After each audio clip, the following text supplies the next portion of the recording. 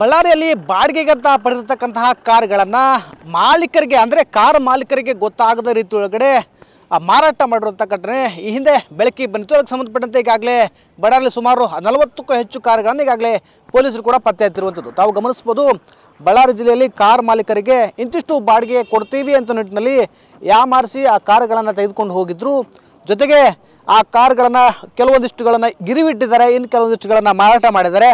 ಯಾವುದೇ ಡಾಕ್ಯುಮೆಂಟ್ಸ್ ಇಲ್ಲದೇ ಆ ಕಾರ್ಗಳನ್ನು ಮಾರಾಟ ಮಾಡಿದ್ರು. ಹೀಗಾಗಿ ಈ ಕುರಿತಂತೆ ಏನು ಕಾರ್ ಮಾಲೀಕರು ಬಳ್ಳಾರಿಯ ಗ್ರಾಮೀಣ ಠಾಣೆ, ಬ್ರೂಸ್ಪೇಟೆ ಜೊತೆಗೆ ಗಾಂಧಿನಗರ ಠಾಣೆಯಲ್ಲಿ ಕೂಡ ಸಾಕಷ್ಟು ದೂರುಗಳನ್ನು ಕೂಡ ದಾಖಲು ಮಾಡಿದರು. ಅಂದರೆ ಕಳೆದ 15 ದಿನಗಳ ಹಿಂದುಗಡೆ ಈ ಘಟನೆ ನಡೆಯಿತು. ಈ ಬಗ್ಗೆ TV9 ಕೂಡ ವಿಸ್ತೃತವಾಗಿರ್ತಕ್ಕಂಥ ವರದಿ ಕೂಡ ಮಾಡಿತ್ತು.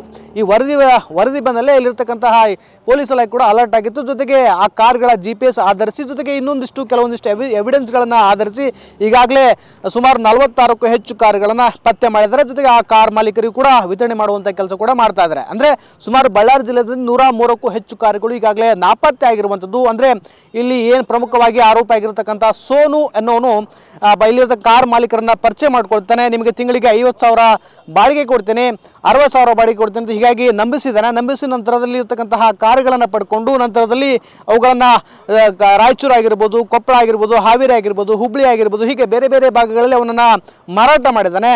ಇದೀಗ ಆ ಕಾರುಗಳನ್ನು ಪತ್ತೆ ಹಚ್ಚುವ ಮೂಲಕವಾಗಿ ಪೊಲೀಸರು ಅವುಗಳನ್ನು ತಂದು ಈ ಕಾರ್ ಮಾಲೀಕರಿಗೆ ಕೊಡುವಂತಹ ಪ್ರಯತ್ನ ಮಾಡಿರುವಂಥದ್ದು. ಅಂದರೆ ಬಳ್ಳಾರಿ ಜಿಲ್ಲೆಯಲ್ಲಿ ಕಾರ್ ಬಾಡಿಗೆಗಳನ್ನು ಬಹಳಷ್ಟು ಪ್ರಕರಣಗಳನ್ನು ನೋಡಿದ್ದೀವಿ. ಯಾವ ರೀತಿ ಜನರಿಗೆ ಮೋಸ ಮಾಡ್ತಾರೆ ಅಂತಂದರೆ ಮನಿ ಡಬ್ಲಿಂಗ್ ಮಾಡಿಕೊಡ್ತೀವಿ ಅಂತ ಮೋಸ ಮಾಡಿರ್ತಾರೆ.